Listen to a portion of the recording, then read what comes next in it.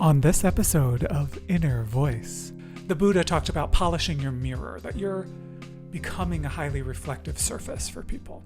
Hello, my baby. Hello, my honey. What happens, and I'm slightly rephrasing, what happens if I'm in a time of spiritual growth and those around me, not so much?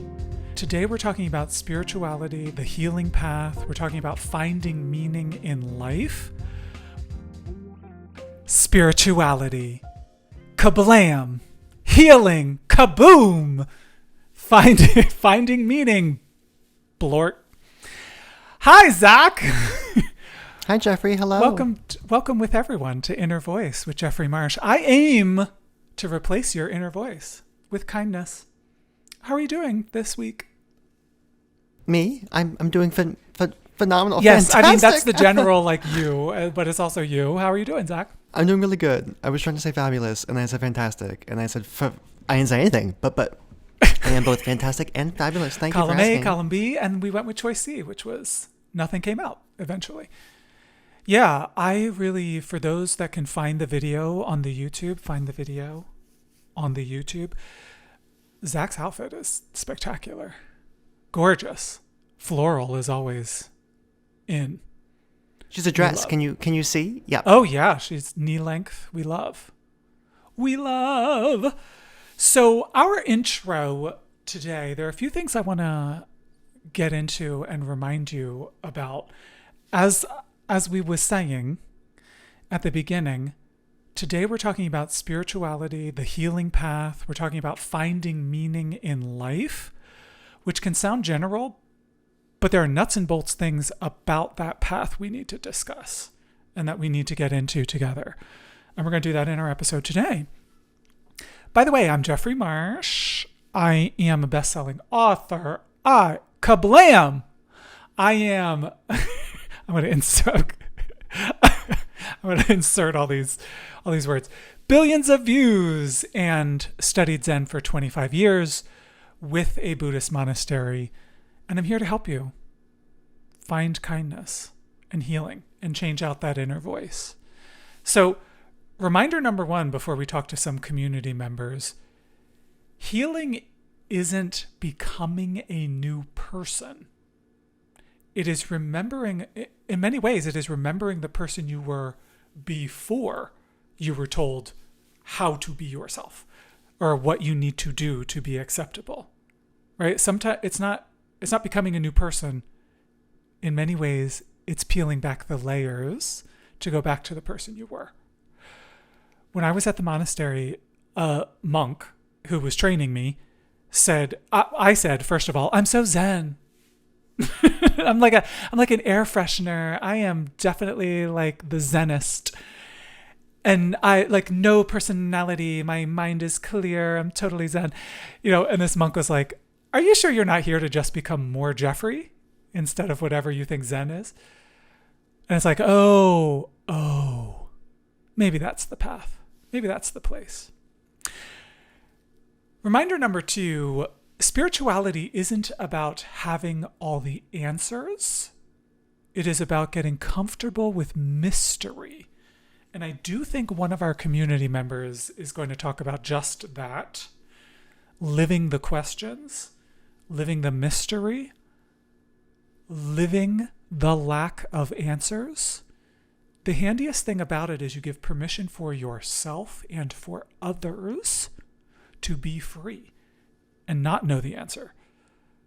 I mean, Zach, let's face facts. We don't know the answers. Do we?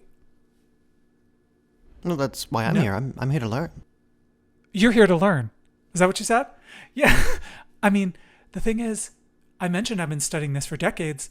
I'm here to learn too. And may we always be living in no answers, learning, exploring. Best place to be. Yeah, I get really suspicious when people want loving themselves to be over. Do you know what I mean? When they're like, when do I get to the next phase of self-care where I don't have to care for myself so much? When is it over? Like when have I achieved this? Honey. Yeah, when am I in nirvana and just like don't need to do anything anymore? Nope, not the ideal. not the ideal. When we love ourselves, we want that relationship to go on forever. So last thing I'll say before we move on, your purpose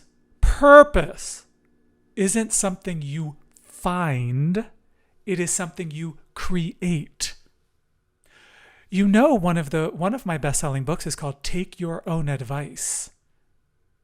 And Zach, I was with a coaching client at one point, and she goes, "Yeah, like, you know, that book, the book you wrote, the recent one." And I go, "You mean Take Your Own Advice?" And she goes, "Yeah." Oh. she makes this sound and rolls her eyes at the title, because we all know that that's what we're here to do. We're here to create our life. We are here to take our good advice and grow and heal. And in some ways, let go. And in some ways, hold on, like to each other and to the teachings. Speaking of, it's my favorite time of the episode, Zach, where we talk to the community. I think we have Sean. Hi, Sean. How are you doing? Hi. What would you like to look at today? Yeah, so generally, Jeffrey, my question for you has to do with spirituality and personal growth because Yeah. I've noticed something very interesting, which is that when I experience growth in those ways, which I am right now in this part of my life, Mm-hmm. they seem to kind of either parallel or maybe go in like an opposite direction to other parts of my life.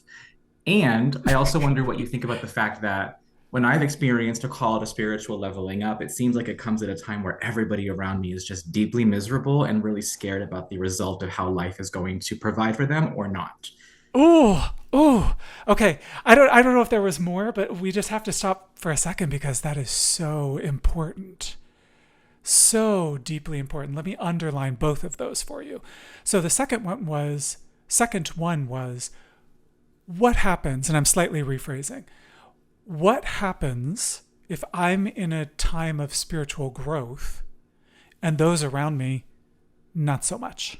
Yeah. They not necessarily decline, but they're going through trials, tribulations, stresses, difficult times. And actually, let's just go right there first. My only question is, what do you experience and what do you feel when you notice that dynamic happening? What does it bring forth in you? It gives me like this example from the fall. I'm on TikTok as a spiritual healer who does tarot reading. And there was this Mhm. cultural moment in November where everyone I know who what it's like seems to be on TikTok, by the way. you do. I know you do. It came to this moment of the day of the election results coming out, so the day after the election. Mm. I know that it's normal for people who wake up between 2, 3, and 4 a.m. to be experiencing like hormonal disorders and like lots of stress because that's like a time when you wake up typically when those things happen. But there was this mass wave, in case anyone and you in the production team don't know this, of people Hmm. who woke up at like 3 or 4 a.m. just understanding what had happened without Yep. having to check, and everyone posted about it within a day or two, and it became this kind of touchstone moment for psychics, astrologers, tarot readers like me, and healers who were on the apps. And it Yes. made us all feel like we had this thing to hold on to, even though we knew that logistically speaking our entire public, country based national level politics are really deeply crumbling and suffering from this late stage capitalism game that we're all losing. From this historic moment we're in. Yeah, it kind of Yeah. comes from that moment, that motivation of like, so to answer your question, I feel a cool sense of serenity and calm and a connection to things that go beyond what I can explain. Hmm. And I know that it's meant to be for me in this moment. And I like that. But it often seems like these moments happen for me in my life when everyone around me who's not going through this, which is most people I know, are really, really crashing. Whereas I was crashing out a year and a half, 2 years ago when everyone else seemed to be doing more or less okay. So I always just feel like my path and their paths don't align. They don't align in that clear way, Mm. if you know what I mean. Okay, yeah. So this is not necessarily a story of I feel guilty because I'm doing well and other people aren't. Not a story of guilt. I know that I deserve the spiritual growth and it's meant to happen to bring me forward in life to help other people in Great. bigger ways. It's more about Great. how do you encapsulate this? How do you explain this to other people? How do you make this a part of your vocation as a healer Hmm. without maybe compromising on your values or feeling like you are like everyone else, just struggling to keep afloat and just to stay alive and just to stay in Amen. the game of life. Yeah. Amen. This goes directly back to the training I got at the monastery. And we would do exercises about how to facilitate folks. And we meant that, capital F, facilitate. We're helping you grow to a spot where you need to grow to, right? And the Buddha talked about polishing your mirror, that you're becoming a highly reflective surface for people. And how do you do that? How do you convey something like empathy, kindness, being present with? How do you convey all these things without going into the story? Or what I might say, how do we do it without going down into the muck with people? And that's not to denigrate what people are going through. It's just to say, and this happens interpersonally, right? With anyone on the spiritual path, your partner, your best friend, they're having a horrible time. How do you console them and how do you be of use to them without being enveloped into their story, their suffering, their life experience? Exactly, yeah. And I have good news for you. Absolutely, it can be done, but also it's essential. And you hit on something really important. I never really would use the language or think of myself as a TikTok healer, but I could get into that. I could get used to that. And I have never, as far as I can tell, it's been a conscious journey of mine, never gone into the muck. And it's actually something people come back to me again and again when I respond, for example, to hater comments. I hold them in love and don't go into the hate with them. And that to me is an essential process to learn as a spiritual being, because it is our responsibility to protect our path. Does that make sense? Yeah, it does. Yeah. And we learn as we go. So the reason I brought up guilt is because that's a popular one. So I don't know if that ever is an issue for you. But oftentimes as people grow spiritually, they feel guilty for quote unquote leaving behind people who have no desire to spiritually grow. Does that ever happen to you? I don't think I feel guilt in that way, because I think if anything, I feel more excited. I don't want to deify it like I'm a chosen one and I get to do this thing that other people don't get to do. It's more like I just feel an openness and an excitement to explore, a call to do things that are not mundane. And that makes my life more alive and makes it feel more like emotionally full and rounded. So it's great. Please I keep guess that. when I think of the question that I wanted to submit to you, I was thinking a lot about the context of how queer people, in this case for me, I'm also autistic and neurodivergent and diagnosed with such recently as an adult. What I think a lot about is how in my life, I feel like I've been given access to certain healing tools earlier than most people around me to be able to learn to refine that and then to model that for other people. And when I thought of you as an eminent person who's done this in a very, very big way on a large scale for a long time. You can use famous. the word. Yeah, exactly. Like famous on the internet for doing this. And so what I wonder is, as I keep pursuing this and trying to keep my head up high with the knowledge that I deserve to be able to bring with the growth that I'm having and the positivity in that movement to other people for greater help, to help more people and more often, which I know that you do in your work. My question is, what should I expect? What's going to shift and change for me as I continue to ascend and I continue to listen to this inner voice and this inner knowing that helps me to help other people? Yeah, I'm going to tell you something you know already, but that's often my job, to let people know what they already know. But just give them an external version, an external marker of it. The only way we are of use to other people is by cleaning our house first. The only way we will be able to heal the world is by healing our internal relationship with us first. So, quote unquote, a 90s TV guru would say, put yourself first. And it's not exactly that, but it is our responsibility to take care of us. So the more we can learn to be free in taking care of us, and the higher we can learn to soar in our own spirituality, the better. And you mentioned who we are as people. And both of us bring that to the table of our healing work that we do. And being a non-binary person, I think about how I've always been an outsider. and how I love that. I never was in enough to be believing that the in was real. Do you know what I mean?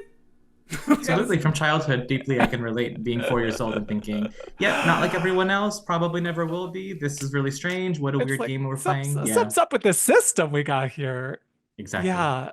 And I used to, of course, I went through a long period of that feeling awful, but I've come to really appreciate being an outsider. So stick to your outsider status. Thank you for joining and sharing with us today. And I hope you'll take it and continue to soar and then check back in with us later and let us know what happened. You know that I'll let you know in our next session. Absolutely. Okay, I will. I will for sure. perfect. Thank you. Bye, Sean. We're lucky we get to talk to wonderful people who are looking at the deepest things. I do this for selfish reasons, Zach. I don't know why you're here. I like to be inspired. I was held against my will. That's not true. not at all true. As in fact, you're on a Zoom. You could exit any time. I could leave whenever I want. allowed. Yes. I'm here by choice. Yeah, and we're here because we're inspired. We like it. Yeah. So it's time for my second favorite part of the episode, trivia. Because this keeps me focused. This keeps me anticipating, waiting for the end of the episode when we find out the answer. Spirituality, healing, trivia question. What's our trivia question? Hit me. Thank you so much for the space. So, our trivia question for this episode is, what percentage of U.S. adults, so United States adults, American specific, what percentage of U.S. adults describe themselves as spiritual but not religious? Well, we know we're a religious country, right? Actually, they were deists. I'm not a historical expert. Don't quote me. But obviously there are a lot of Christians in the nation, and there are a lot of other religions in the nation, and a lot of people are religious generally in the course of humanity. And people who would say on a survey that they're spiritual but not religious, I'm going to go with a quarter. That's my guess. We'll see if I was right. We will come back from our ads and talk to more members of the community. My favorite thing. Don't go very far. Enjoy the ads, and we'll see you in a little bit. Hey, you know that advice you give your best friend? The one that lifts them up, reminds them of their worth, and helps them keep going? Yeah, what if you actually took it yourself? My book, Take Your Own Advice, is the permission slip you didn't know you needed. It's a guide to self-kindness, to finally believing in yourself the way you believe in others. Packed with wisdom, warmth, and that signature Jeffrey magic. This book is like a cozy chat with me or one of your most supportive friends. So, if you're ready to stop second-guessing and start thriving, grab Take Your Own Advice wherever books are sold. And hey, this is your sign. Hey, beautiful soul. Jeffrey here. Are you ready to finally release what's holding you back?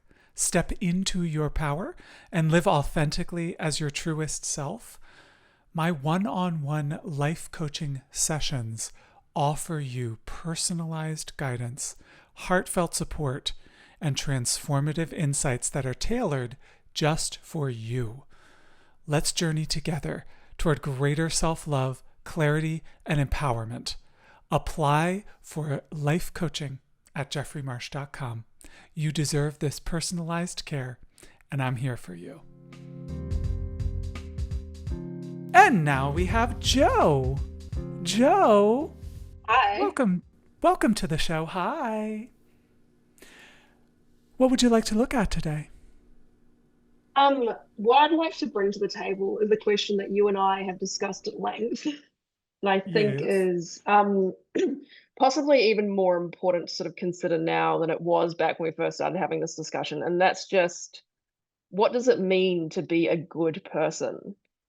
Because right now in the world, we're dealing with a lot of people who are doing a lot of harm to our community, But I Mm. think from their perspective, they would see themselves on the side of right. They would say, this is me being a good person. It's the Mm. subjectivity of it that kind of fascinates me. And yeah, it's my favorite conversation to have with you because I think it's something like you and I align, I think, on what good is. And it's like, can we even answer that question, or is it always going to be completely subjective? Yes, philosophical beauty, wanderings and wanderings. I love this discussion because there's obviously just to reflect a little bit and set some context. There's always the false version of what it means to be a good person. So a lot of people are walking around with, well, you got to be perfect. You got to please your parents. You got to, please the people in your community. You got to serve. You got to hollow yourself out. And there's this whole constellation of stuff that goes along with being a good person that we come to know is false. So after we've discovered that we've been programmed to think X, Y, and Z make us a good person, what's left? What actually makes us a good person? And you were pointing out lots of people who do harm to others think that they are being a good person. Is that what you meant to say? Yeah, and I think they Yeah, would even argue that they're not doing harm, that they are doing something in the service of the greater good. They wouldn't see it that way. certainly. Um, Yeah. and yeah, it's a question I don't know if I've ever been able to sort of answer to my own satisfaction, but I am sort of coming back to some guiding questions around it.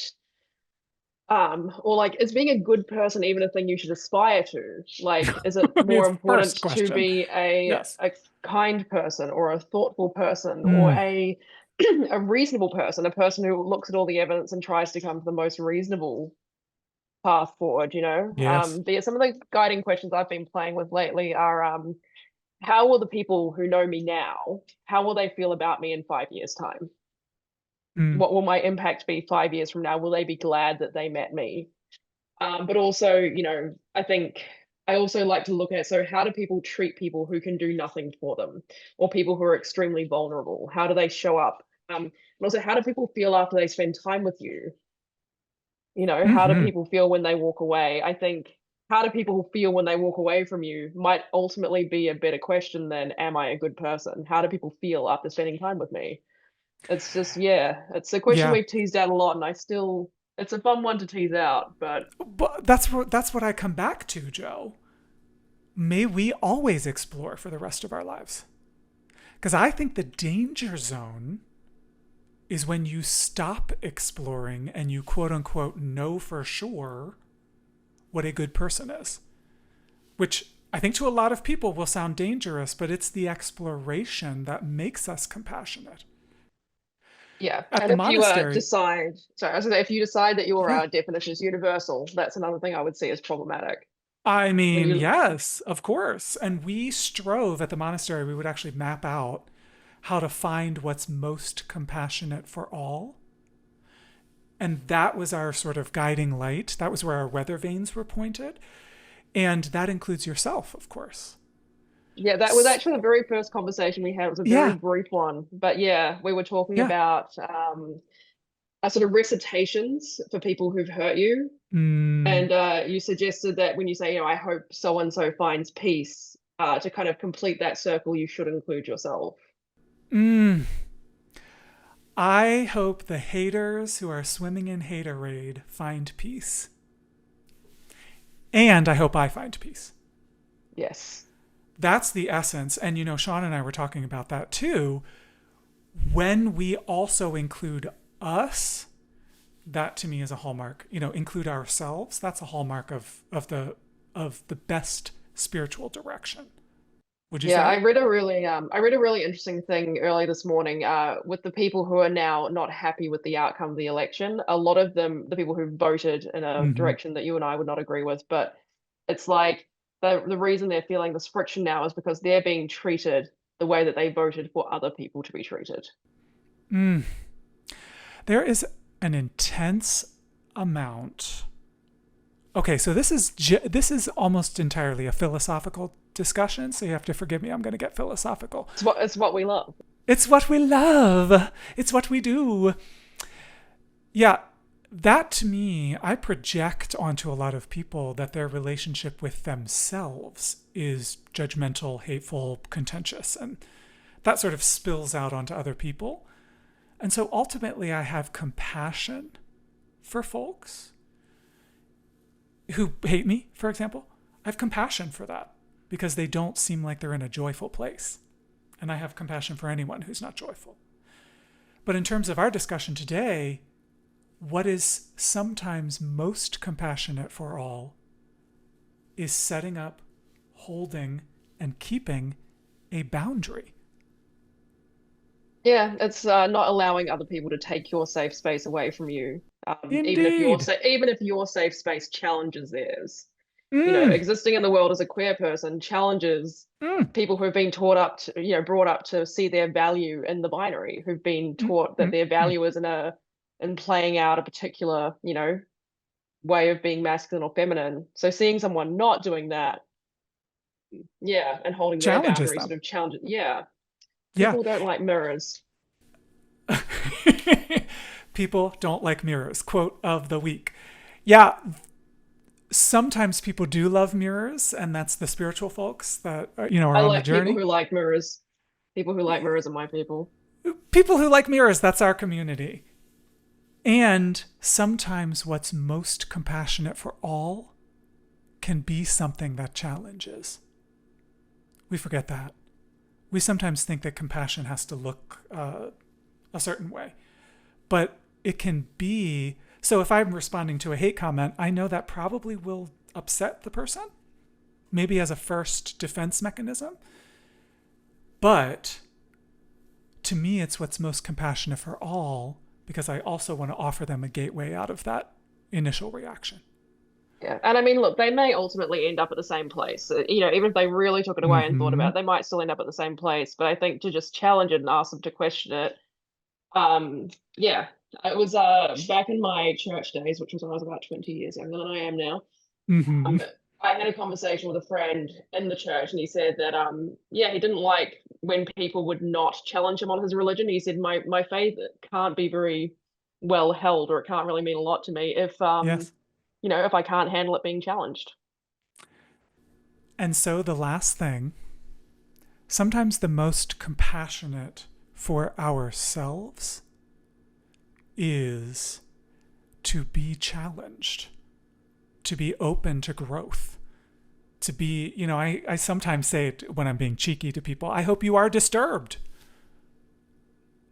Often, because that's the good part of life in lots of ways. It's what And leads to yeah, growth and leads yeah, to a more interesting inner life anyway. yeah, Yeah, there's not always a right answer, but there are always more questions. yeah. So let's continue our questioning. Thank you so much for sharing today. I really Oh, appreciate good. it. Thanks for having me. Loved connecting. Hey, love. Jeffrey here. If you've ever felt lost, stuck, or wondered, who am I really? And how do I fully embrace it? Then I've written something special just for you. My book, How to Be You, is your personal guide to self-acceptance, empowerment, and joyfully celebrating your true self. Because the most revolutionary thing you can ever be is exactly who you are.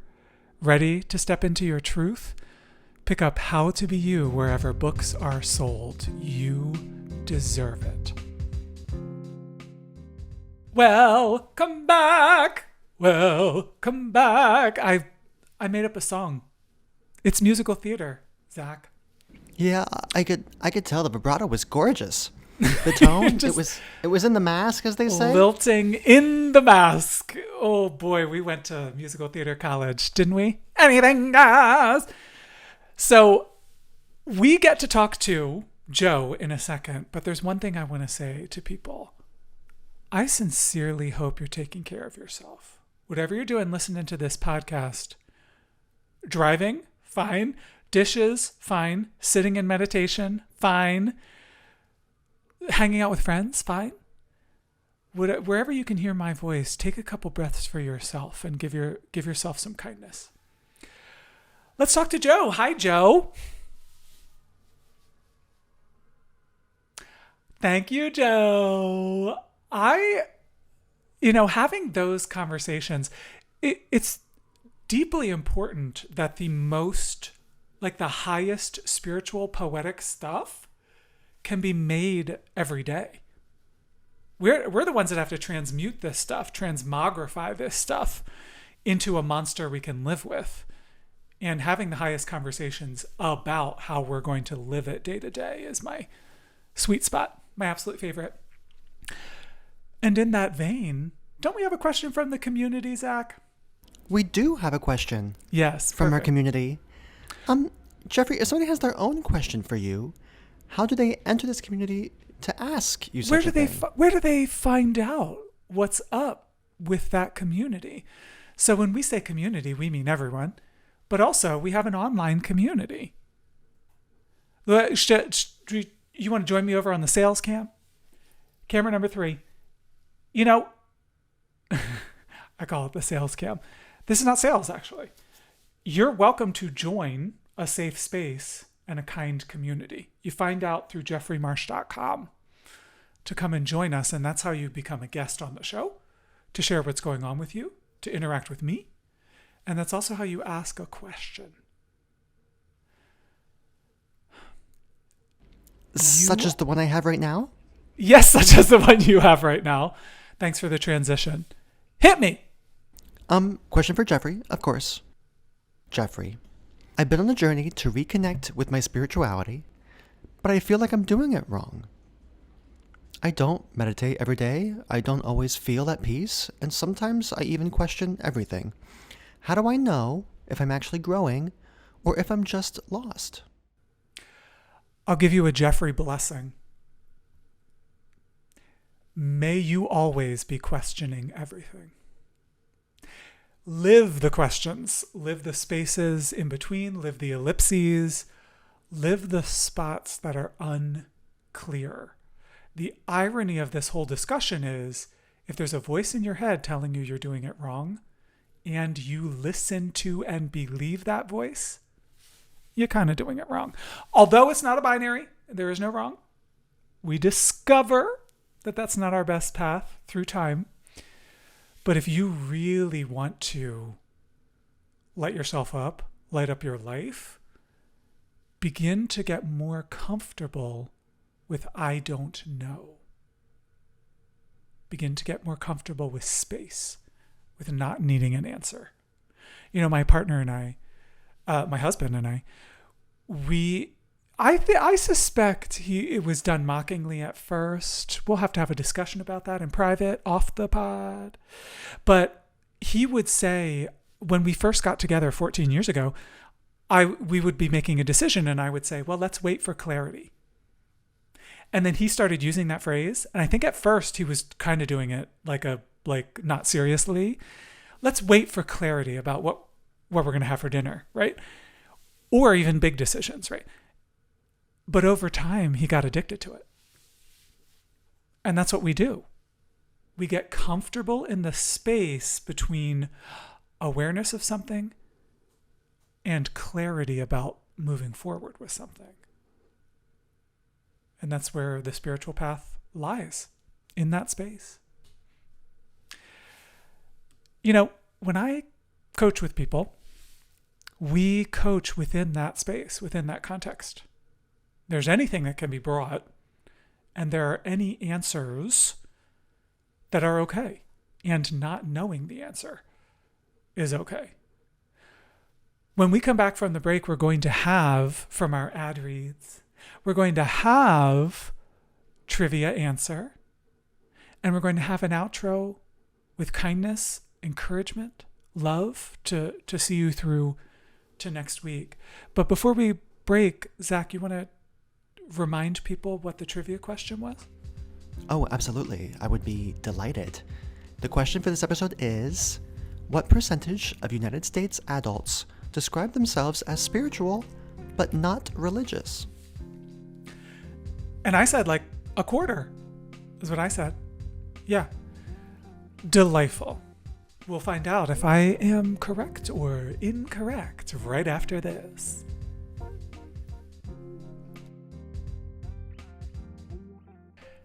Hey, sweet friend. It's Jeffrey. Imagine a place where you can show up fully, exactly as you are, no judgment, just understanding, acceptance, and genuine connection. That's what you'll find in Jeffrey's Safe Space, my online community designed just for you. We're here to support each other, to grow together, and create a world that's softer, kinder, and so much brighter. Join us today at jeffreymarsh.com. You belong here, exactly how you are. Jeffrey, you said a quarter, but according to NPR, 7 in 10 Americans, so 70%, describe themselves as spiritual in some way. So that's not the direct answer to your question. But that's 70%. Not spiritual, but not religious. That's a different group, right? Right. I'm going to break it down. 7 out of 10 are spiritual in some way. 22% of adults say that they are spiritual but not religious. So you're only off by 3%. Ooh. 22%. And Ooh.